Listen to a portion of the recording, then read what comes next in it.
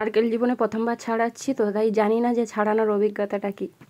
এটা হচ্ছে ছাতুর টক, আর ছাতু কতগুলো ছাতু ছিল তোমরা দেখেছো, আর এইটুকু হয়ে। হাই, গুড মর্নিং বন্ধুরা, সবাই কেমন আছো? আশা করি সবাই ভালো আছো, সুস্থ আছো। আমিও তোমাদের ভালোবাসি, অনেক অনেক ভালো আছি, সুস্থ আছি। সকালের সমস্ত কাজকর্ম শেষ করে রান্নাঘরে চলে এসেছি। এখনও পুজো করিনি, পুজো করব। তার আগে একটু মেয়ের নাস্তা তৈরি করব, তার কারণ বোন পাস্তা দিয়েছিল, পাস্তাগুলো পড়ে আছে, রান্না করে দিলে মেয়ে খাবে, সেই কারণে। তো সবাই আমার চ্যানেলের ভিডিওটা দেখতে থাকো, আশা করি ভালো লাগবে। আর অনেক অনেক ভালোবাসা দিও, তোমাদের ভালোবাসা ছাড়া কিচ্ছু করতে পারবো না। প্লিজ সবাই পাশে থেকেও আর ভালোবাসা দিও। আর দেখো সকালেই এত গরম, তাহলে সারাদিন কি হবে বুঝে নাও। তো চলো, দেখো পাস্তা বানাবো, তার জন্য এখানে জল গরম করতে বসিয়েছি, আর জলটা ফুটেও গেছে। এবারে পাস্তাগুলো দিয়ে দেবো, কারণ ফুটন্ত গরম জল ছাড়া পাস্তা দেওয়া হয় না, মানে আমি যেভাবে বানাই আর কি। আর এখানে কফি, গাজর একটু কেটে নিয়েছি, একটু পেঁয়াজ কেটেছি, বাচ্চা খাবে, আমিও খাবো, তার জন্য বেশি কিছু রিচ দেবো না। আর ম্যাগি মশলা একটু আছে, ওইটাই দেবো, ব্যাস এই দিয়ে হয়ে যাবে। দেখো পাস্তাগুলো ফুটে উঠেছে আর সেদ্ধও হয়ে গেছে, নামিয়ে দিয়েছি ঝটপট করে, কারণ মেয়ে স্কুল যাবে খেয়ে, তাই তাড়াতাড়ি করছি। এখানে তেল দিয়ে একটু পেঁয়াজ দিয়ে দিয়েছি, পেঁয়াজটা ভাজা ভাজা হলে তারপরে কফি দেবো, কারণ পেঁয়াজ যদি না ভাজা ভাজা হয় না, খেতে ভালো লাগে না, একটু লালচে না হলে দেখতেও ভালো লাগে না। তো পেঁয়াজটা আমার ভাজা হয়ে গেছে, এবারে কফি আর গাজরটা দিয়ে দেবো। আর গাজর অল্প ছিল, বাঁধাকপিটা অনেকটা ছিল, কিন্তু গাজরটা একেবারেই অল্প ছিল, তো যাই আছে তাই দিয়ে ম্যানেজ করলাম। দেখো এবারে ভালো করে নাড়াচাড়া করে দেবো, আর অল্পখানি নুন দেবো, নাহলে খেতে টেস্টি হবে না। তো ওইগুলো সবজি আমার ভাজা ভাজা হয়ে গেছে, এবারে আমি পাস্তাটা দিয়ে দিচ্ছি। আর পাস্তা বাচ্চাদের পক্ষে খুবই ভালো, আর যদি দুধ দিয়ে খাওয়ানো হয় তাও ভালো, কিন্তু আমার মেয়ে তো দুধ খেতে চায় না, মানে মিষ্টি জিনিস খেতে চায় না, তাই এভাবে বানাচ্ছি, সেরকম রিচ করছি না, একটু অল্প তেল দিয়ে এভাবে ভাজছি। এবারে একটু ম্যাগি মশলা দিয়ে দিচ্ছি, ম্যাগি মশলা না দিলে একটু টেস্ট লাগবে না, আর বাচ্চারা মুখে টেস্ট না লাগলে খেতে চাইবে না, তো ম্যাগি মশলাটা হালকা করে দিলাম। আর তার উপরে একটু টমেটো সস দিয়েছি, আর কোনো সস দেইনি, কারণ বেশি সস টস দিলে খেতে আমারও ভালো লাগে না, আর এতটা তো মেয়ে খাবে না, আমিও খাবো, তো সেই কারণে মায়ের খাওয়া মানে মেয়ের খাওয়া, মেয়ের খাওয়া মানে মায়ের খাওয়া, এরকম ব্যাপারটা। তো আমার পাস্তাটা দেখো একেবারেই ভাজা ভাজা হয়ে গেছে, আর ডেকোরেশনটা দেখো কেমন লাগছে, ডেকোরেশনটা পুরো রেস্টুরেন্টের মতো না, শুধু প্লেটটা নেই, থালাটা স্টিলের হয়ে গেছে। তো পাস্তা বানানো আমার হয়ে গেছে, চলো খাইয়ে দিই। তা খেয়ে নিয়েছি, তারপরে গাছ থেকে এই নারকেলটা পড়েছে দেখো বন্ধুরা, আর নারকেলটা বাজছে না, তার কারণে চলো দেখি নারকেলটার ভিতরে কি আছে। কোনোদিন নারকেল ছাড়াইনি, আজকে ট্রাই করব, জানি না পারবো কিনা, যে কনফার্ম বলতে পারবো না যে পারবো কিনা।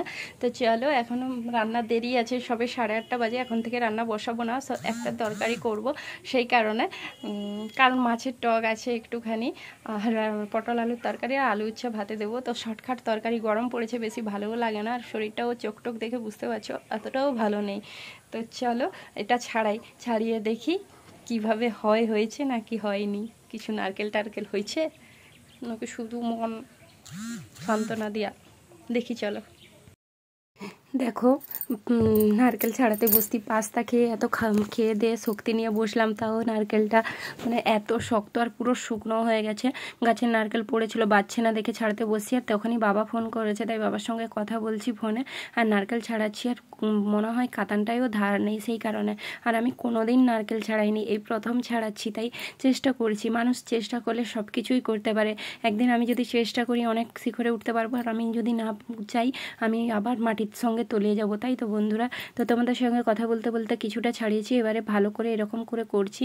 আসলে আমি কখনো ছাড়াইনি, যে কীভাবে ছাড়াবো ঠিক বুঝতে পারছি না, কিন্তু চেষ্টা করছি, চেষ্টায় সব কিছু করতে পারে। তো দেখো একটু একটু করে ছাড়াতে পারছি, কিন্তু নারকেল ছাড়াতে গিয়ে আমি অনেক কষ্ট পেলাম, বিশ্বাস করো, অনেক হাঁপিয়ে উঠলাম। এই দেখো নারকেলটা অনেকটা ছাড়ানোর চেষ্টা করছি। তোমরা কারা কারা এরকম নারকেল ছাড়িয়েছো, প্রথম আর অভিজ্ঞতা পেয়েছো নাকি কেউ ছাড়াওনি, আমাকে জানিয়ে তো বন্ধুরা। আমি তো নারকেল ছাড়াতে গিয়ে সত্যিই হিমশিম খেয়ে গেলাম, মানে এর আগে কখনো ছাড়াইনি তো, তাই। আর এরকম কাঁচা আছে, যদি এত কষ্ট হয় তাহলে শুকনো হলে আরও কত কষ্ট হয়, আমি সেটাই ভাবছিলাম। বন্ধুরা শেষমেশ নারকেলটা ছাড়াতে পেরেছি, আর ছাড়িয়ে দেখলাম এই দেখো পুরোটাই নষ্ট। সবুরের ফল মিঠা হয়, কষ্ট করলে ভালো পাওয়া যায়, ভুল কথা, সব সময় কষ্ট করলে সব কিছু পাওয়া যায় না। এই দেখো এত কষ্ট করে ছাড়ালাম, কিন্তু দেখো নষ্ট হয়ে গেছে নারকেলটা, আর কি করা যাবে, কিছু করার নেই, খাওয়াও যাবে না, মিষ্টি আছে থাকুক, মা এসে কি বলে। চলো ছাড়িয়ে বসছিলাম, তারপরে চলে এসেছি এইখানে। এই যে দেখো, এগুলো কি তোমরা বলতে পারবে বন্ধুরা? এগুলো কি? সব ছাতু বলে। তো আমি ছাতু তুলতে চলে এসেছিলাম, তার কারণ সবাই তুলছে, খবর দিতে আমিও এসেছি। দেখো সবাই তুলে নিয়েছে, অল্প অল্প আছে। এগুলোকে উই ছাতু বলে। তো আমিও কোনোদিন খাইনি বা তুলিনি, আজকে এসেছি তুলতে। আর আমার ভাগ্নিও তুলছে, আমিও তুলছি। দেখো গাছের গোড়ায় গোড়ায় কত ছোট ছোট ছাতু। গ্রামের দিকে কত কিছুই না পাওয়া যায়, গ্রামের মানুষ এই জন্যই বেঁচে থাকে। গ্রামের দিকে সত্যি বলছি, গ্রামের অপরূপ সৌন্দর্য বারবার মানুষকে টানে।